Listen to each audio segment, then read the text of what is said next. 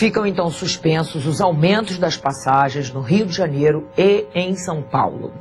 Vamos então refletir sobre isso e ver qual é a repercussão disso com a cientista política, a professora Sônia Fleury, que está aqui no estúdio com a gente como nossa convidada. Professora, muito obrigada, boa noite. Boa noite. A senhora esperava essa decisão das prefeituras de duas das maiores cidades do Rio de Janeiro, as duas maiores, Rio e São Paulo? Eu esperava que as autoridades tivessem o bom senso de ouvir uma demanda tão fortemente colocada no espaço público, que são as ruas e as praças, e que se propagou no tempo, no espaço, por todo o país, né, durante toda essa semana, mostrando que a população tinha uma demanda clara em relação a isso, além de um conjunto de outras demandas em relação à democracia no Brasil. Eu acho que houve um avanço enorme no sentido de fazer com que as autoridades prestassem contas. No início elas simplesmente não falaram nada. Mas a democracia exige dos governantes a prestação de contas, accountability, né, que nem tradução a gente tem muito claramente para isso. Mas pela primeira vez eles foram dizer como se compõe o gasto deles, né, como constroem esses preços e prestando contas à população. Exatamente. Ainda tem uma caixa preta muito grande por trás. Eu estava ouvindo, por exemplo, um jornalista no Roda Viva que dizia que este contrato de licitação feito no Rio, né, foi criticado pelo Tribunal de Contas, dizendo que era um cartel que põe o preço como quer.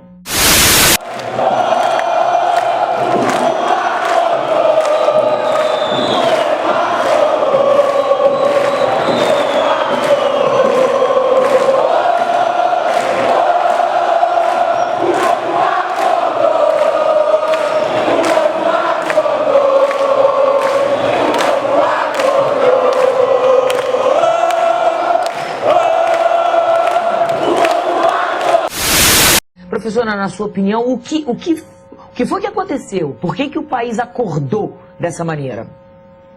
É difícil dar uma resposta correta a isso, né? A gente pode levantar hipóteses. Mas eu acho que os governantes fizeram um tipo de espetacularização dos mega-eventos.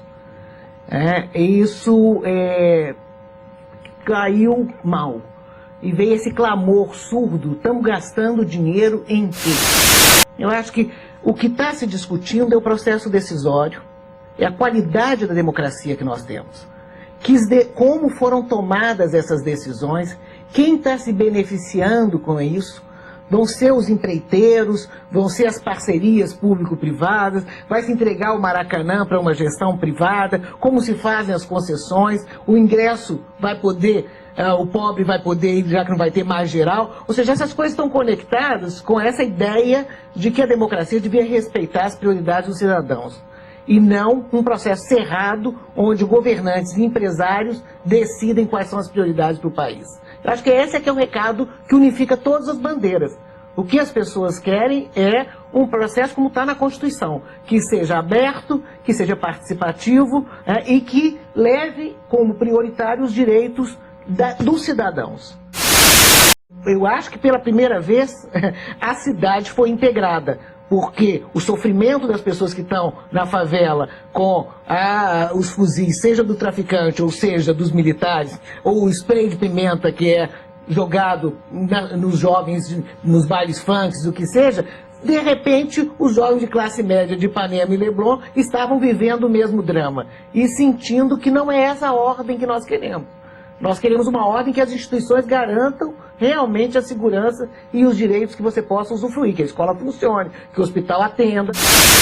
Se você se reúne para discutir as ações violentas da UPP, a polícia é violenta porque os moradores são resistentes à organização, ao ordenamento, não tem disciplina, é lógica de quartel.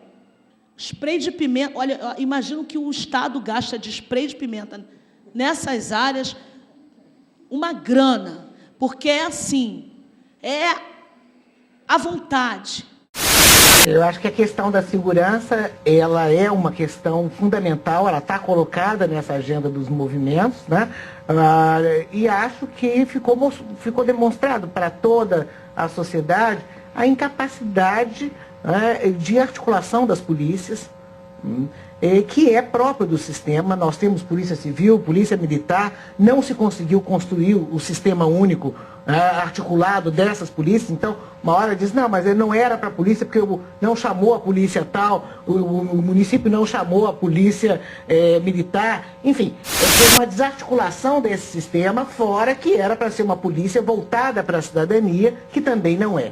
A ideia da nossa polícia, a concepção de manutenção da ordem, nunca foi de defesa dos cidadãos. Ela sempre foi uma polícia de classe. Uma polícia classista, uma polícia para reprimir as classes populares. E, fazendo isso, ela não tem que prestar contas a ninguém. Então, ou você via a polícia na truculência com que ela lida normalmente com as classes populares, com os jovens, nas periferias e nas favelas, né, que é com spray de pimenta e batendo, ou você via uma total omissão em que os policiais se escondiam e depois eram acuados e eram salvos pelos manifestantes, que iam de peito aberto negociar.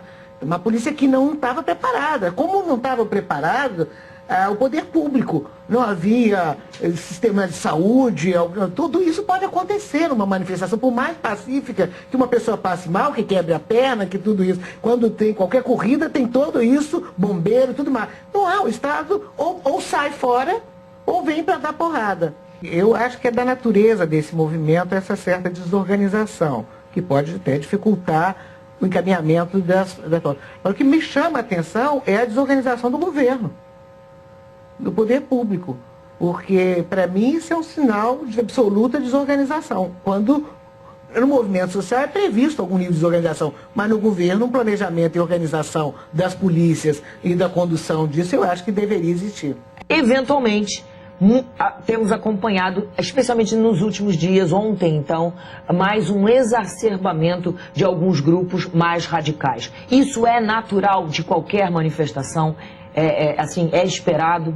É natural do ser humano, né, exercer a violência, se ele não é educado para não fazê-la, acredita nas instituições que funcionam e tem também a coerção quando ele vai fazer. Ou seja, a violência é própria da natureza humana e animal.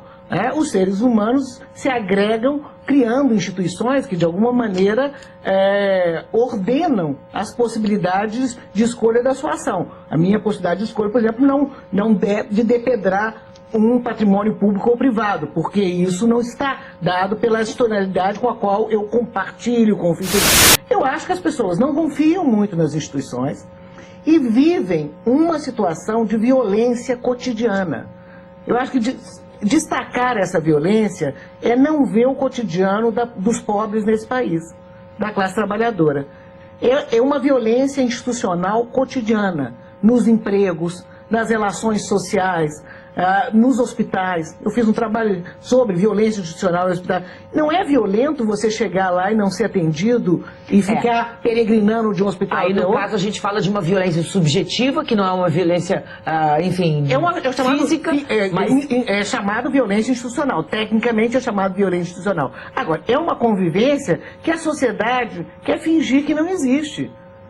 Nós precisamos tratar o problema da violência não só como problema da polícia batendo nas pessoas ou dos manifestantes que eram minoritários e eram vândalos, mas da nossa institucionalidade. Em que medida nós temos uma institucionalidade que violenta as pessoas a cada dia e cria, nas formas de convivência, a possibilidade dessa violência se reproduzir. Eu acho que é um problema muito mais fundo e que se manifestou aí também.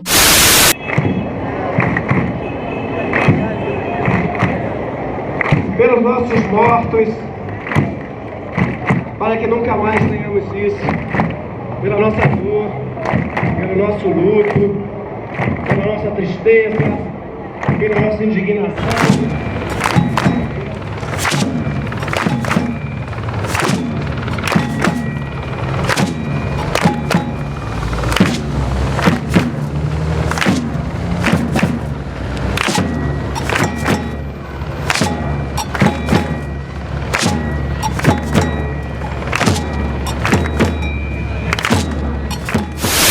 professora, uma das questões que se colocavam ontem com 2 convidados que eu recebi aqui na edição das 6 do Jornal da Globo News é que nós vivemos uma democracia representativa e que qualquer decisão, qualquer mudança tem que ser tomada pelos nossos representantes, né? Quer dizer, a voz das ruas é importante, ouvir o clamor da população é fundamental, mas isso tem que desaguar em instituições e no conjunto de instituições, no trabalho conjunto dos vários órgãos que representam essa sociedade. Leilane, na Constituição brasileira existe tanto a democracia representativa quanto a democracia participativa. Ela é colocada em inúmeros momentos, especificamente no artigo 14 da Constituição. Então nós não temos uma democracia exclusivamente representativa no Brasil. Ela é uma democracia que inclui também os poderes de participação da população. Não necessariamente na rua ou o que seja, mas através de conselhos, de conferências, de inúmeros órgãos que foram criados para isso, né? Inclusive da iniciativa popular legislativa. A população pode, inclusive, legislar. A própria lei da ficha limpa vem de um clamor então, da população, isso do cidadão. mostra que nós não temos uma democracia exclusivamente representativa. Ela dá à população o direito, inclusive, né, de diretamente, não através da representação, criar uma lei.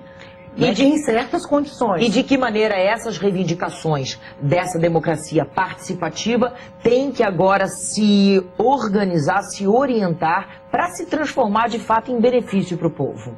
Eu acho que tem um caminho nesse amadurecimento aí, que é um pouco resgatar o papel, né, dessas instâncias participativas, que eu acho que de alguma forma não estão sabendo canalizar, e acho que é uma chamada para os partidos políticos, né, de voltar a fazer política nas bases e não só no Congresso.